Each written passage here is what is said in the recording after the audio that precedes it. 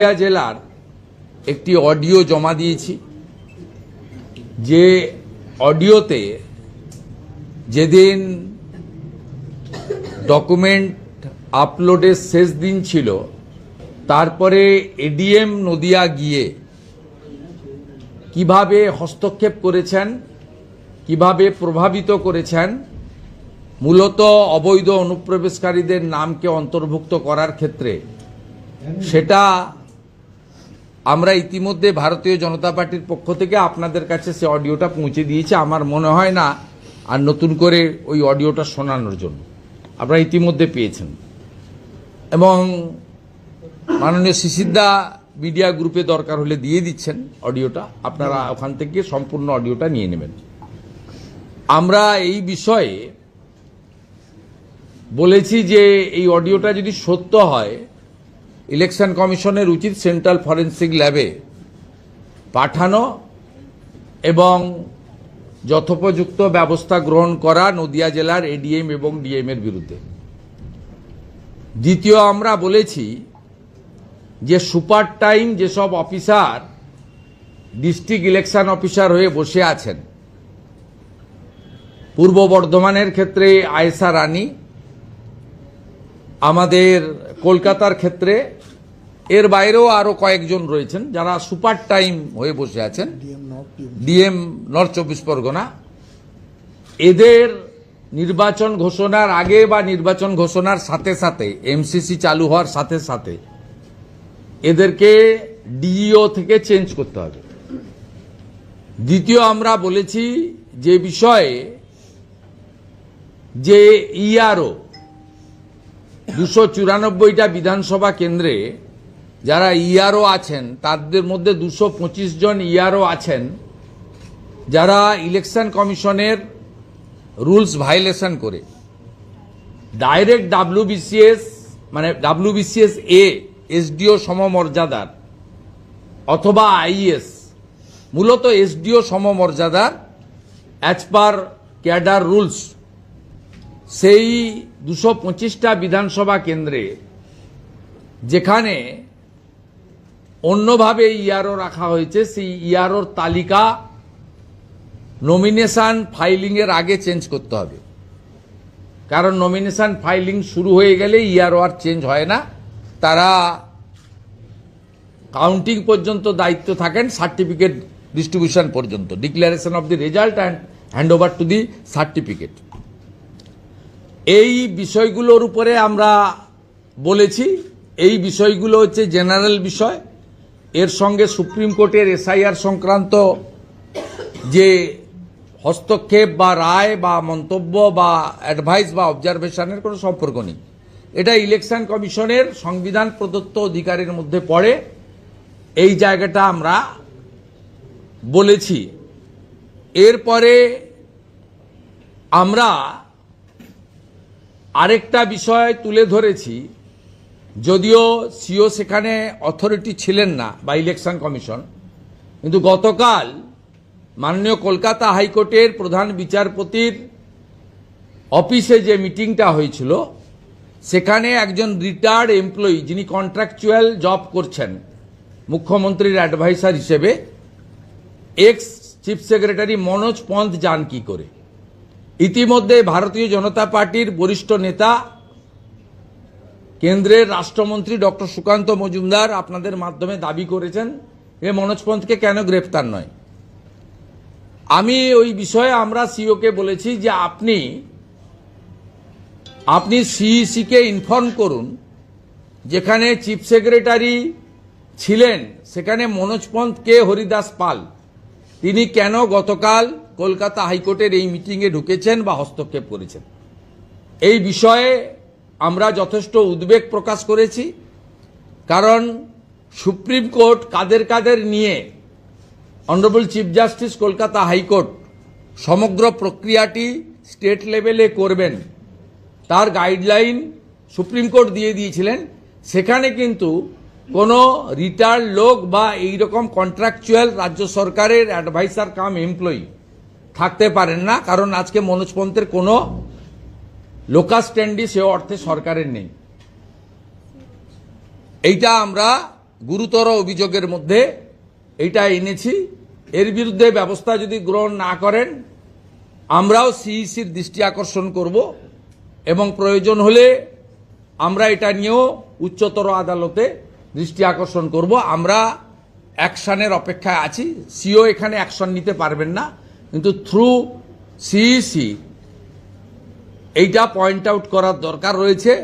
যারা জুডিশিয়ারির পক্ষ থেকে বা হায়ার জুডিশিয়ারির পক্ষ থেকে ইলেকশন কমিশনের সঙ্গে যারা দায়িত্বপ্রাপ্ত, যাদের দায়িত্ব দিয়েছে সুপ্রিম কোর্ট, তাদেরকে এই বিষয়ে ব্যবস্থা গ্রহণ এবং যত্নবান হওয়ার জন্য আমরা অনুরোধ করেছি।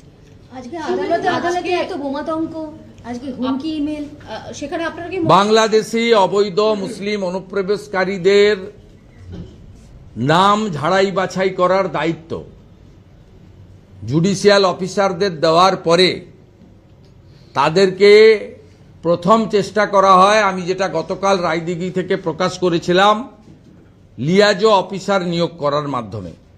লিয়াজো অফিসার তো নিয়োগ করার কোনো প্রভিশন নেই। সেক্ষেত্রে দ্বিতীয় পন্থা নিয়েছে জামাতিরা।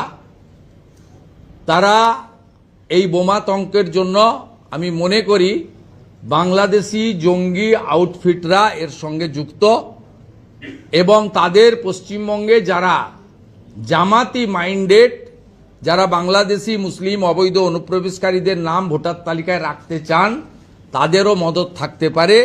এই বিষয়ে এনআইএ-কে এই বিষয়ে তদন্ত করে দেখা উচিত। শুধুমাত্র কলকাতা পুলিশ বা পশ্চিমবঙ্গ পুলিশ তথা মমতা পুলিশকে দিয়ে এই তদন্ত করলে হবে না।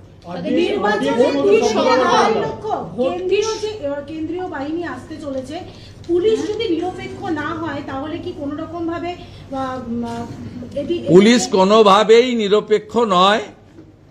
পুলিশ যা যা প্রত্যেক দিন করছে তার খণ্ডচিত্র, উচ্চ মাধ্যমিক পরীক্ষা চলছে, গোটা রাজ্যে 163 ধারা আছে। এর আগের দিনও অসভ্যতামি দেখেছেন। আজকেও 12-14 জন 15 জনকে লোক নিয়ে সিও অফিসের সামনে আমরা মাত্র 2টি প্রাণী এখানে এসেছিলাম, তার মধ্যে একজন এলওপি, একজন সিনিয়র পলিটিশিয়ান। আমাদের সঙ্গে সামনে যেটা করেছে আপনারা দেখেছেন। এটা তো পুলিশ দাঁড়িয়ে দাঁড়িয়ে এদেরকে এনকারেজ করছে, এদেরকে মাইক ব্যবহার করতে দিচ্ছে, এদের জমায়েত করতে দিচ্ছে। তাই এইখানে যদি রাজভবনের কাছে, অ্যাসেম্বলির কাছে, সিও অফিসের সামনে যদি এই অবস্থা হয়, তাহলে তো ক্যানিং ভাগড়ে, শীতলকুচি সিতাইতে, বসিরহাটে সন্দেশখালিতে কি অবস্থা সহজেই অনুমেয়। তাহলে এই পরিস্থিতিতে কি বিধানসভা নির্বাচন শান্তিপূর্ণ হতে পারে? করানোর চেষ্টা করতে হবে। বিজেপি তো লড়ছে, বিজেপি তো অন্য লোকেদের মতো হাল ছেড়ে দিয়ে, মাঠ ছেড়ে দিয়ে যায়নি। আমরা এদেরকে সরাবই। এর থেকেও খারাপ অবস্থা একটা সময় উত্তরপ্রদেশ, বিহারে ছিল, তার পরিবর্তন হয়েছে, সময় লেগেছে। এখানেও নরেন্দ্র মোদীজি বলে গেছেন তার দীর্ঘ রাজনৈতিক অভিজ্ঞতার ভিত্তিতে, বিহারে ছিল জঙ্গলরাজ, এখানে চলছে মহাজঙ্গলরাজ। প্রতিবাদের ভাষা হিসেবে আপনাকে জুতো দেখাচ্ছে, জুতো ছুটছে, কি বলবেন? না, এগুলো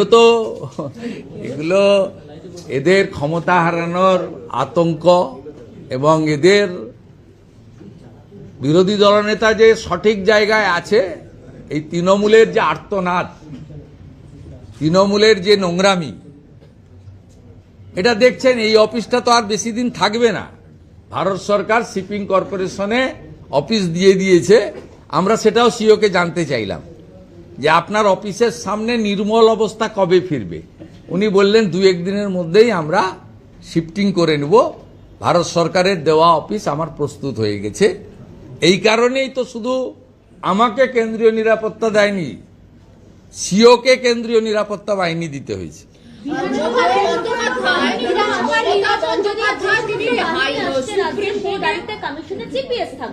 আপনার কি মনে হয় এইভাবে বাহিনীকে দিয়ে সুষ্ঠু ভোট করানো? না, এক্ষুনি বলা যাবে না। জিপিএস থাকলে কি আছে, গাড়িটা কোথায় আছে। আপনাকে বলি, কোনো প্লেস অফ অকারেন্স যেখানে ঘটবে সেখানে যাওয়ার 3টে রাস্তা আছে। 5 মিনিটে যাওয়া যায়, 30 মিনিটে যাওয়া যায়, 90 মিনিটে যাওয়া যায়। ড্রাইভার যদি সিএপিএফ এর হাতে না থাকে, অফিসার যদি সিএপিএফ এর না থাকে, তাহলে যেখানে ঘটনা ঘটবে ওই 90 মিনিট ঘুরপথে যাওয়ার জায়গায় নিয়ে যাবে, তাতে জিপিএস এর সঙ্গে সম্পর্ক কি? বলছি মুখ্যমন্ত্রী জিপিএস এ কিছু হবে না, গাড়ির ড্রাইভারটা নিরপেক্ষ হতে হবে, আর ওই বাহিনীর যে লিড করবেন সেই গাড়িতে কোনো এসআই বা এএসআই কে তোলা যাবে না মমতা পুলিশের, তাহলেই সবকিছু ঠিকঠাক হবে। কিন্তু এবারে ছাড়ার কোনো সিন নেই, আমরা এইসব কারোর উপর নির্ভর করে করব না। এই নির্বাচন রাষ্ট্রবাদী সনাতন সংস্কৃতিতে বিশ্বাস করা বাঙালি হিন্দুদের এবং আদিবাসীদের কার্যত শেষ নির্বাচন। আমরা নিজেরাও এবার লড়ে আমরা যা করার করব এবং যা হওয়ার হবে, কোনো জায়গায় 1 ইঞ্চি ফাঁক ফোকর রাখা হবে না। বিধানসভা নির্বাচন যদি 1, 2 বা 3 পর্বে হয়, তাহলে কি সেটা বিজেপির পক্ষে অ্যাডভান্টেজ হতে পারে? যদি বলছেন কেন, আগে নির্ঘণ্ট প্রকাশক মন্তব্য করব। মুখ্যমন্ত্রী সুপ্রিম কোর্টে নিজে চলে গেলেন, মুখ্যমন্ত্রী নিজে সুপ্রিম কোর্টে চলে গেলেন, তারপর এসআইআর নিয়ে একাধিকভাবে বিভিন্ন দাবি প্রকাশ করছেন, এতে তো কি আলটিমেটলি জটিলতা বাড়ছে এবং সাধারণ মানুষের ভোগান্তি বাড়লো? জটিলতার দায় মুখ্যমন্ত্রী। আজকে বিতর্কিত বা সন্দেহজনক ভোটারদের বাদ দিয়ে চূড়ান্ত ভোটার তালিকা 28 তারিখ বেরোবে। এই চূড়ান্ত ভোটার তালিকা হয়তো আরো 5 দিন সময় দিয়ে ইলেকশন কমিশনই বের করত, সব নিষ্পত্তি করে। যাদের নাম 28 তারিখের তালিকায় থাকবে না, তার জন্য দায়ী মমতা ব্যানার্জি। কান খুলে শুনে রাখুন, কারণ এটাই চূড়ান্ত ভোটার তালিকা। সাপ্লিমেন্টারি তালিকা তখনই চূড়ান্ত হবে যখন আরপি অ্যাক্ট অনুযায়ী তথ্য কাগজপত্র বিতর্কিত বা সন্দেহজনক ভোটাররা স্যাটিসফাইড করতে